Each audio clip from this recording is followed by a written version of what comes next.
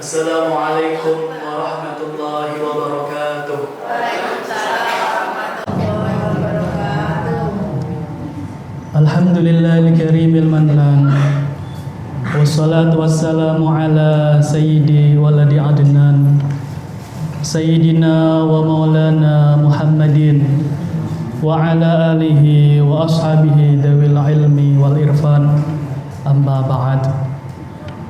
Yang terhormat segenap pengurus Mushola Al-Hidayah, yang saya hormati segenap pimpinan dan anggota Jamiah Mushola Al-Hidayah, yang saya hormati Ketua PAC Ansor Kaliwungu atau yang mewakili, yang saya hormati Ketua Ansor Ranting Desa Garumlor, dan tak lupa segenap hadirin, para ibu-ibu, para sahabat-sahabat dan pemuda Mushola Al-Hidayah Desa Garumlor. Di sini kita dari Rijalul Ansor Desa Garumlor, karena ini Dukuh Tersono juga masuk Desa Garumlor. Sebenarnya kita ada agenda rutin kajian di beberapa mushola dan masjid-masjid yang ada di Desa Garumlor. Alhamdulillah malam ini kita bertempat di Mushola Al-Hidayah dalam keadaan iman Islam sehat walafiat. Mari kita juga tunjukkan sholawat salam kehadirat baginda Rasul Muhammad sallallahu alaihi wasallam di qaulina Allahumma sholli ala sayyidina Muhammad wa ala ali sayyidina Muhammad. Semoga dengan bacaan sholawat tadi kita semua didakung menjadi sebagai umatnya dan besok kelak mendapatkan syafaat beliau. Amin Allahumma amin. Kajian Ansor pada malam hari ini aslinya ada temanya, dan kalau kita kaji detail itu cukup berat. Judulnya Ortodoksi Islam Moderat. Jadi memang dipilih judul yang agak akademis, karena di era modern ini kan banyak kajian-kajian itu judulnya sudah menyesuaikan zamannya. Karena kalau kita melihat kiblat jamiah atau organisasi lain, mereka sudah mulai terbuka. Di saya aslinya usul ide saya itu panjang banget gitu, cuma diringkas oleh sahabat dari Ansor Garung agar lebih efisien dan tidak terlalu panjang-panjang kajiannya. Karena saya melihat kemarin ada teman saya di LDII, kan bukan dari kalangan NU tapi kan sama-sama Islam, jadi kita tetap saudara. Itu kajiannya sudah mulai mengarah ke era yang modern. Maka saya melihat itu, kenapa kok Ansor dari NU nggak mengikuti yang baik, sama-sama ada kebaikannya kita tiru, tapi dengan bingkai yang sesuai ulama NU atau sesuai aswaja versi NU. Jadi judul kita kan saya lupa. Ortodoksi Islam Modern. Ini kalau dipahami secara gampang ya, kita belajar Islam yang sesuai syariat Islam, tapi dengan jalan yang tawasud atau moderat, tengah-tengah. Jadi kalau kita terlalu keras itu kan masuk radikal, ekstremis. Kalau kita belajar Islam tapi terlalu keras itu radikal atau ekstremis. Kalau kita terlalu lembut, terlalu menggampangkan lah bahasanya, itu bisa masuk kategori liberal. Cirinya biasanya kan Allah nggak apa-apa, yang penting kan sama-sama ingat Tuhan. Allah nggak apa-apa, kadang yang penting kan kita melakukan kebaikan. Ini terkadang kalau kita terlalu lembek, terlalu lemah, terlalu memudahkan, itu bisa mengarah kepada liberalisme. Kita yang bagus itu kan tengah-tengah atau moderat. Jadi nggak terlalu keras juga nggak terlalu lemah lembut, tapi moderat, tengah-tengah. Dan juga kita malam ini kan udah masuk bulan Muharram. Corot yang Jawa niku bulan Asyura, bulan Suro. Yang bulan Suro atau bulan Muharram ini kan biasanya di desa-desa itu ada acara haul. Niki wonten nggih Bu? Acara haul. Tapi kalau kita cermati, kita teliti, kenapa kok Mbah Sunan Kudus itu tidak disebut haul tapi buka luwur? Kinten-kinten kenapa nih Bu? Kenapa nggak disebut haul gitu? Tapi buka luwur? Jadi di acara Sunan Kudus itu tidak dinamai haul karena hari meninggalnya beliau itu belum diketahui secara pasti, sehingga namanya disebut istilah buka luwur atau membuka itu loh, tirai-tirai penutupnya itu yang putih-putih itu, ya disebut buka luwur, tapi bukan disebut haul karena belum diketahui secara pasti itu kapan meninggalnya. Jadi saya pernah berbincang dengan salah satu profesor yang beliau bidangnya di Islam budaya lokal. Itu menara aslinya tuh masih banyak hal-hal yang belum diketahui publik. Contohnya, kita rata-rata orang NU itu kan sering ziarah, apalagi orang Kudus lah, hampir pasti pernah ke makam Sunan Kudus. Tapi pernah nggak kita berpikir atau mungkin kita pernah menghitung, mungkin kita gabut gitu loh, atau iseng gitu, pernah nggak kira-kira ada berapa orang yang dimakamkan di komplek makam Sunan Kudus? Pernah nggak Bu kepikiran seperti itu?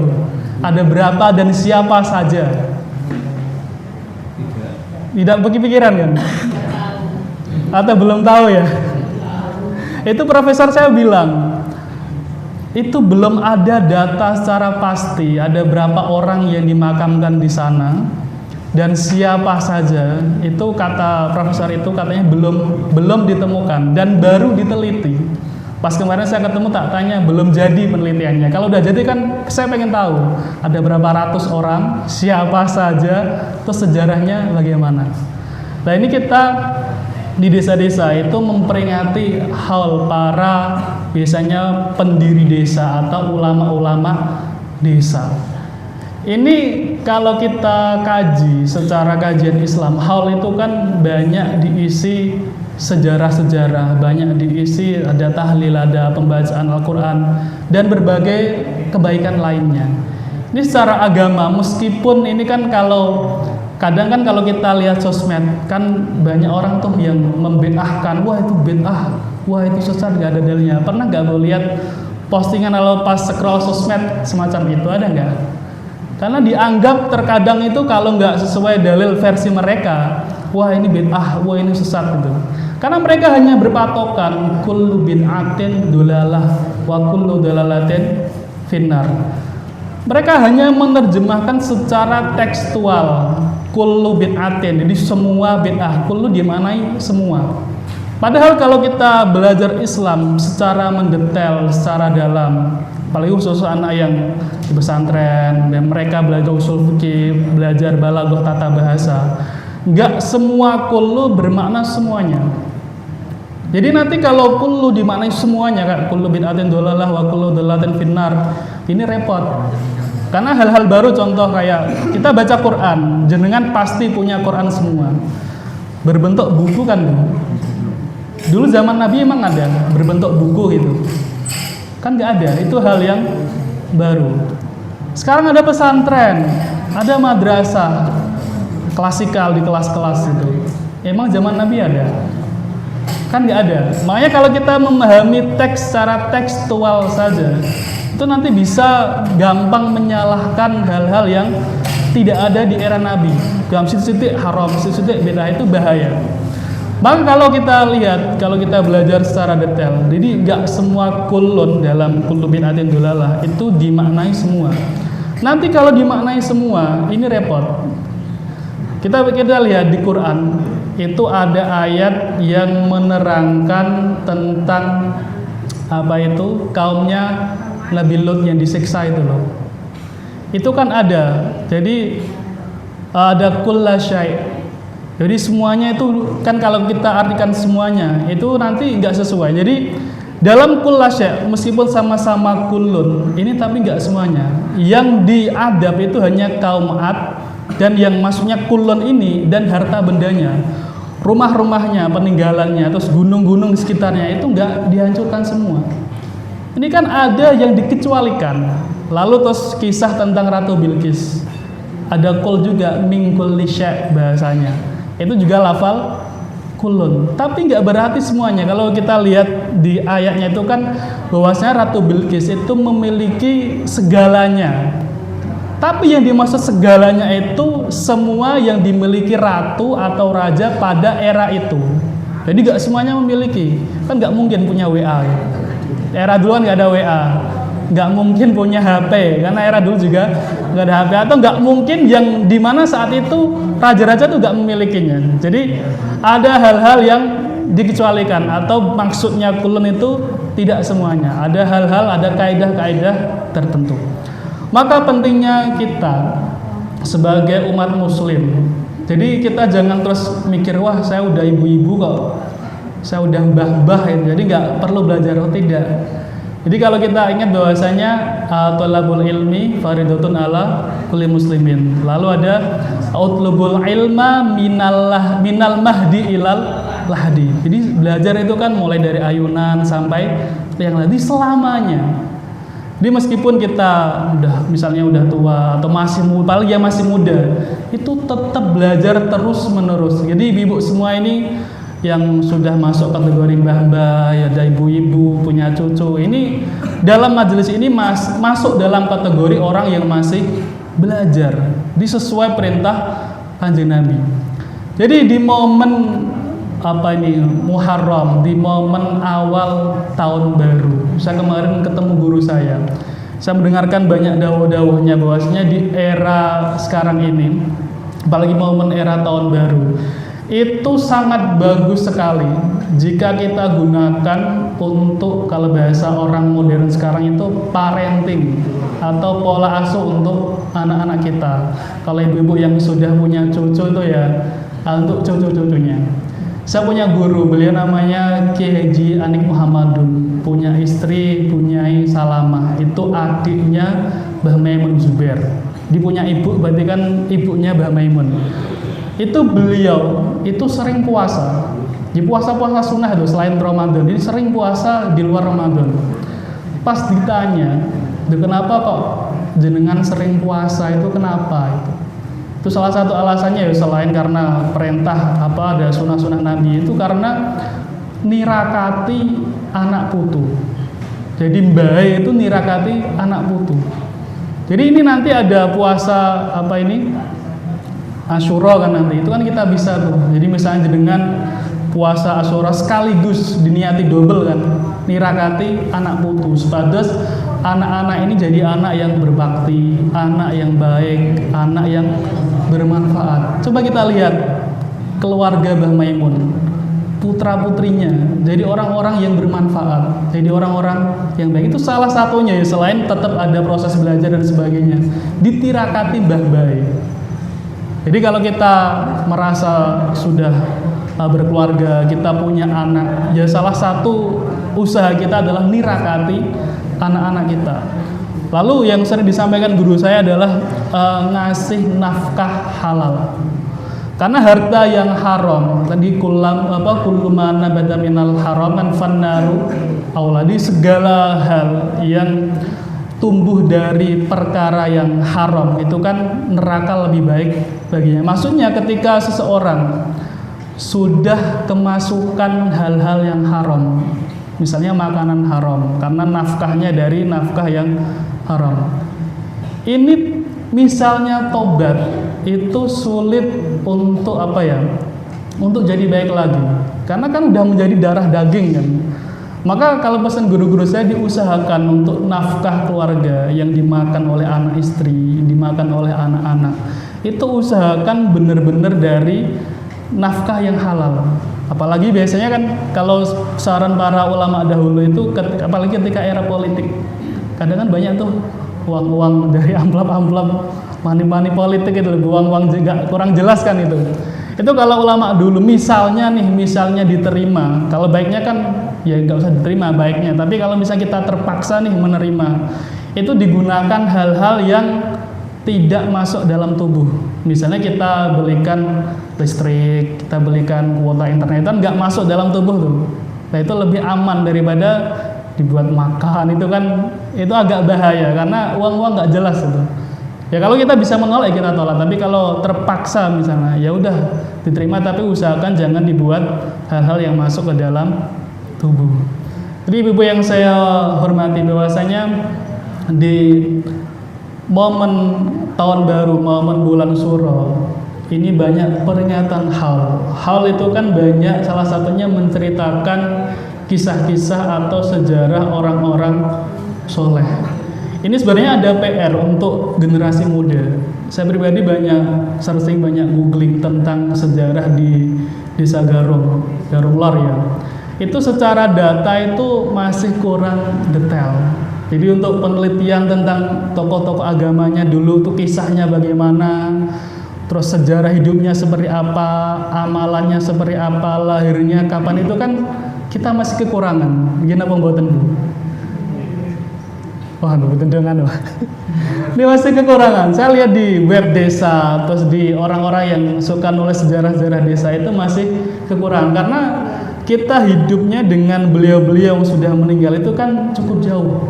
Rentan waktunya mungkin ratusan tahun, sehingga data itu agak sulit didapatkan. Tapi saya masih ingat untuk yang era-era mungkin tahun-tahun 90-an, kalau dulu mbah-mbah saya cerita itu kan katanya, entah benar apa boten, kata sejenengan mungkin masih menangi. Dulu itu dikatakan bahwasanya desa ini katanya dulu tuh banyak bahasanya orang abangan. Jadi banyak orang penjudi, banyak orang minuman keras, terus macam-macam lah, banyak orang melakukan banyak maksiatan. Kata orang-orang sepuh zaman dulu, desa ini itu dulu banyak ditirakati dengan cara salah satunya baca sholawat keliling desa. Jadi misalnya batas-batas desa itu di pojok sana, terus pojok sana itu dikelilingi para ulama sepuh dahulu. Mereka berdoa bahwasanya agar suatu saat nanti desa ini bisa Islam itu berkembang pesat. Ada madrasah, banyak madrasah, TPQ pesantren. Coba kita lihat sekarang ini. Mungkin karena berkah beliau-beliau yang tirakatan itu, sekarang banyak TPQ di Desa Garung ya khususnya. So, ada banyak madrasah, juga ada diniyah, ada pesantren. Jadi di momen Suro ini kita juga istilahnya kita harus berterima kasih dengan para sesepuh desa atau ulama terdahulu, karena salah satu dengan berkah beliau, jasa mereka-mereka yang mana kita mungkin tidak pernah menangi, nggak pernah menemui beliau, tapi salah satu bentuk rasa terima kasih kita itu kita mengadakan hal mendoakan beliau-beliau yang sudah berjasa untuk desa kita tercinta. Dan juga di momen ini momen untuk mengajarkan kepada anak-anak kita, atau kalau ibu-ibu yang sudah punya cucu itu diajarkan. Kalau Sayyidina Ali itu pernah mengatakan bahwasanya la takrahu auladakum ala adabikum fa innahum khuliqu li zamanin ghaira zamanikum. Jadi ini parenting yang visioner menurut saya, atau yang pemikirannya itu udah melampaui jauh ke depan. Jadi Sayyidina Ali itu kan hidupnya udah mungkin 1400 tahun yang lalu. Tapi statement beliau atau kata-kata beliau ini kan visioner banget. Coba kalau kita terjemahkan kurang lebihnya bahwasanya Sayyidina Ali mengatakan jangan memaksa anak-anak kalian, maksudnya apa ya, mengajari anak-anak kita sesuai era kita. Karena mereka anak-anak itu hidup di zaman yang berbeda dengan zaman kita. Ini kira-kira Bu, orang di 1400 tahun yang lalu sudah mengatakan seperti ini. Jadi intinya kita itu sebagai orang tua dilarang memaksa anak atau melatih anak, melatih adab anak sesuai zaman kita. Contoh, kalau saya ingat di masa saya kecil, itu saya masih menangi mbah-mbah saya, Mbah Buyut.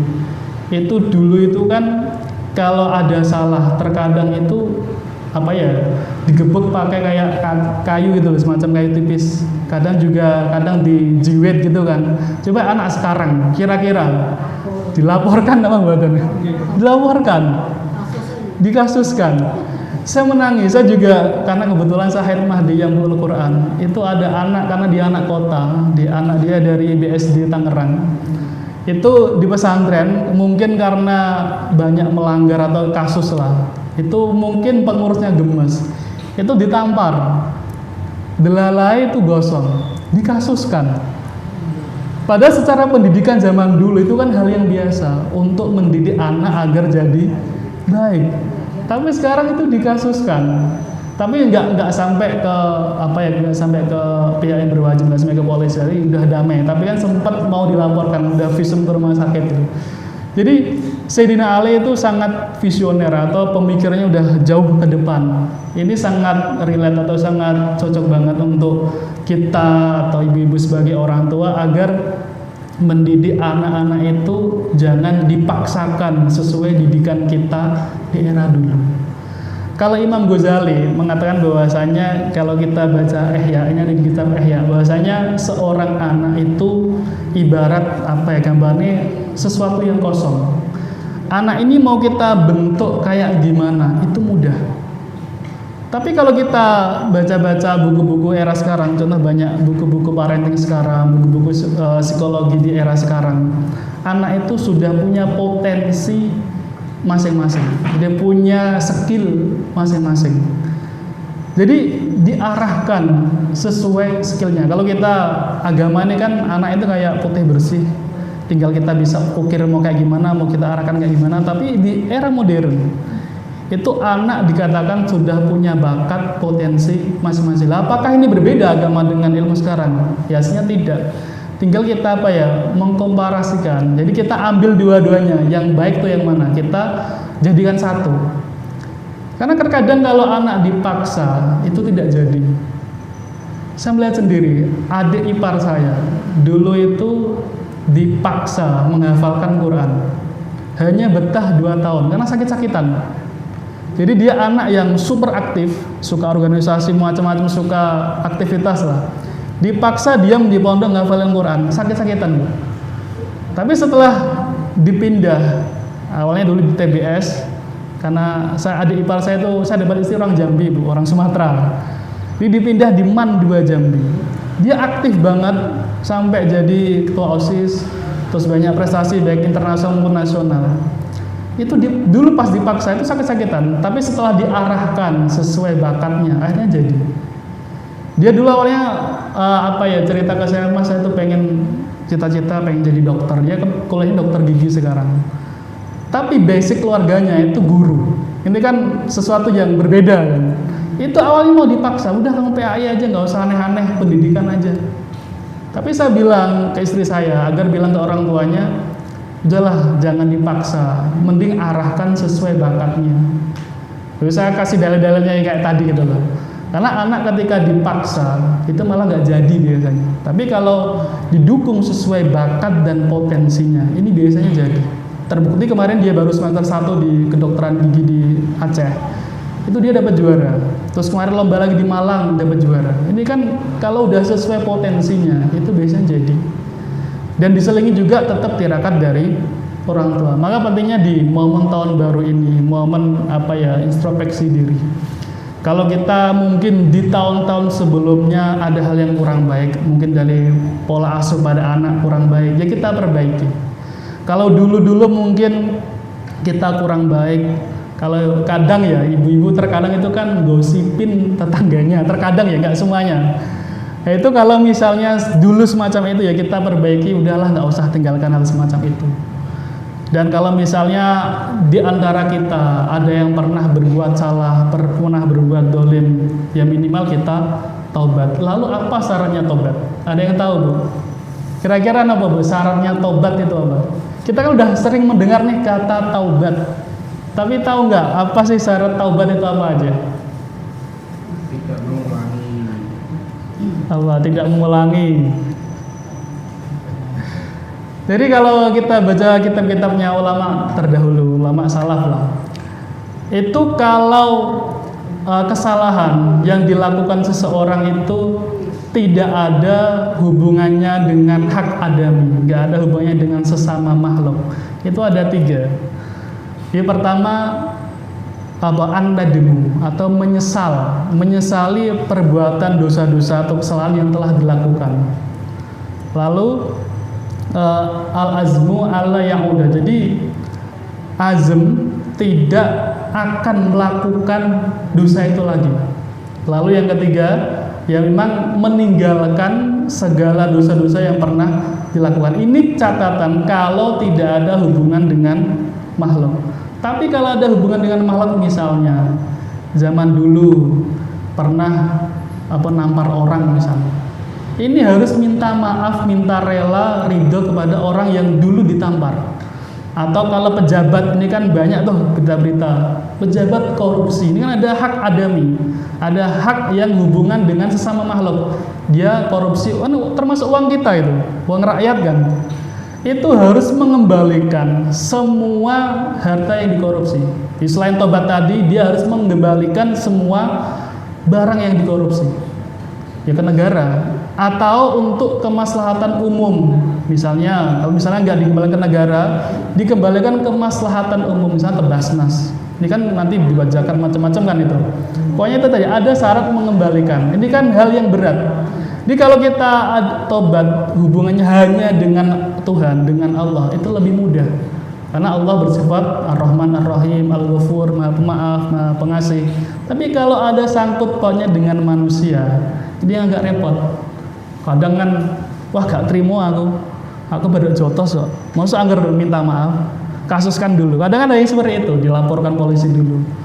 Ada yang macam-macam. Nah ini makanya usahakan kita sebagai warga Nahdliyin, warga Nahdlatul Ulama, dan sesama ibu-ibu jamiah, ansor dan sebagainya, kita saling merukun. Misalnya ada hal yang berkaitan dengan hak adami tadi, ya kita memaafkan. Kalau misalnya nggak bisa, ya diselesaikan dengan baik-baik. Karena ya gimana, kalau memang ada hak adami itu berat, maka usahakan kita jangan sampai menyakiti siapapun. Bahkan ada ulama yang sangat hati-hati, jangan sampai juga menyakiti hewan.